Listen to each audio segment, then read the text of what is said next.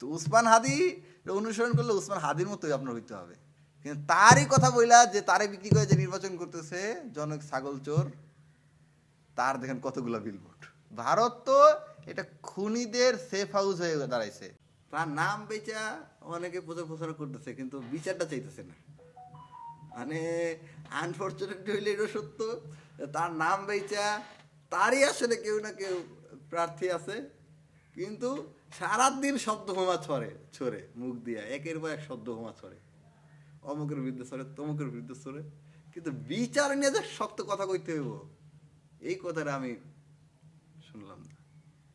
তো এরকম তো হইতেছে পাড়ায় মহল্লায় বিভিন্ন জায়গায় নির্বাচন করতেছে, ওসমান হাদির নাম বিক্রি করতেছে, শহীদ হাদির নাম বিক্রি করতেছে, কিন্তু তার চেতনাটা ধারণ করতেছে না। আপনি তো একজন সাংবাদিক, আপনি তো উসমান হাদি ভাই শহীদ হওয়ার আগ পর্যন্ত উসমান হাদি ভাইয়ের পর্যবেক্ষণ করছেন। আপনি বলেন উসমান হাদি ভাইয়ের কয়টা বিলবোর্ড এই ঢাকা আটে দেখছেন? নট এ সিঙ্গেল বিলবোর্ড আপনি দেখবেন না। কিন্তু তারই কথা বইলা যে তারে বিক্রি করে যে নির্বাচন করতেছে জনক ছাগল চোর, তার দেখেন কতগুলো বিলবোর্ড। যান আপনি দেখেন, আমি নাম বলতে চাই না, আপনি দেখেন তার কতগুলো বিলবোর্ড। তাহলে এইটাই প্রমাণ করে বিলবোর্ড লাগানোর সুযোগ আছে। তো উসমান হাদি অনুসরণ করলে উসমান হাদির মতোই আপনার হইতে হবে। ওসমান হাদি যেমনি যেমনি গেছে মানুষের কাছে, বাড়ি বাড়ি গেছে, যে চিন্তাগুলো তার আকাঙ্ক্ষাগুলো বলছে, ঠিক সেইভাবেই তারে আপনার উপস্থাপন করতে হবে। ওসমান হাদি যে চিন্তা, তার যে আদর্শ, সেই আদর্শকে ধারণ না করে ওসমান হাদির নাম বিক্রি করেন না।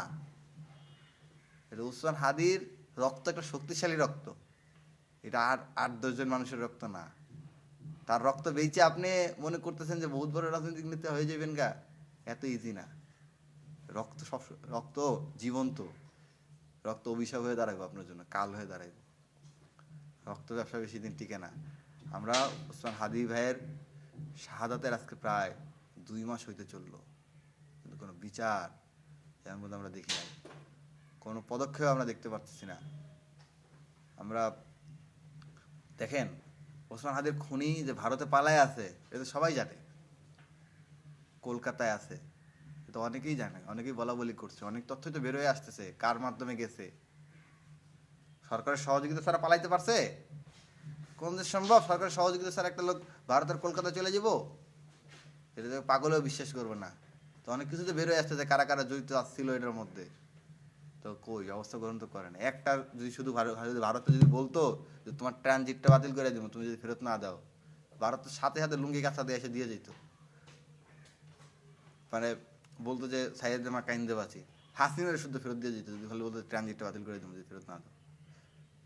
ট্রানজিট এরকম একটা যদি চুক্তি বাতিল করে, ভারত তো আমাদের ট্রানজিট বাতিল করে দিচ্ছে না ভুটানের সাথে, তো বাংলাদেশ বাতিল করে না কেন? বাংলাদেশ একটা চুক্তি বাতিল করলেই তো হাদির খুনির ফেরত দিয়ে দেয়। একটা চুক্তি বাতিল করার হুমকি দিলে, বাতিল করাও লাগে না, হুমকি দিলেই তো আপনার খুনি হাসিনার বাংলাদেশ ফেরত দিয়ে দেয়, খুনিদেরকে বাংলাদেশ ফেরত দিয়ে দেয়। অবশ্যই ভারত তো এটা খুনিদের সেফ হাউস হয়ে দাঁড়াইছে, খুনিদের না, জঙ্গিদের সেফ হাউস। আমি সবসময় বলতেছি বাংলাদেশ থেকে বাংলাদেশকে ধ্বংস করার জন্য, বাংলাদেশে অস্থিতিশীল পরিবেশ সৃষ্টি করার জন্য, অরাজক পরিস্থিতি সৃষ্টি করার জন্য দিল্লিতে ক্যান্টনমেন্ট বানানো হয়েছে, এবং সেই দিল্লির থেকে ক্যান্টনমেন্ট থেকেই নির্দেশ দিয়ে ওসমান হাদিকে খুন করা হয়েছে। বাংলাদেশে যত অরাজক পরিস্থিতি আওয়ামী লীগ ঘটাইতেছে প্রত্যেকটা নির্দেশনা দিল্লি থেকে আসতেছে, কলকাতা থেকে আসতেছে। কলকাতায় রোজ গার্ডেনে মিনি তার কলকাতা কোন কোন হোটেলে সম্ভবত তারা একটা মিনি ক্যান্টনমেন্ট বানাইছে। সেইখান থেকে, সেই কার্যালয় থেকে, সেই হেডকোয়ার্টার থেকে নির্দেশনা আসে ঢাকায় বোমা ছড়ে, এখান থেকে নির্দেশনা আসে ঢাকায় ককটেল ফুটে, এখান থেকে নির্দেশনা আসে ঢাকায় মানুষ করে, এখান থেকে নির্দেশনা আসে ঢাকায় মিছিল হয়, এখান থেকে নির্দেশনা আসে বাসে আগুন দেওয়া হয়। তাহলে ভারত কি বাংলাদেশের বন্ধু? যারা বাংলাদেশকে জ্বালায় পোড়ায় ছারখার করে দিতে চাইতেছে, তাদেরকে যারা নিজ দেশে আশ্রয় দিতেছে, যারা আমাদের পাহাড়কে বিচ্ছিন্ন করার জন্য অস্ত্র দিতেছে, তারা কি বন্ধু? এটা তো খুনিদের আশ্রয়কের একটা দেশ, একটা খুনি দেশ, যারা খুনি লালন পালন করে। তো আমরা ইন্টারনেটকে বলবো যে আপনারা শক্ত হন, 2-4টা চুক্তি বাতিলের হুমকি দেন, এমনি আত্মা কালাই যাবে না, কালাই যাবে একদম খুনি হাসিনার ফেরত দিয়ে দেবো।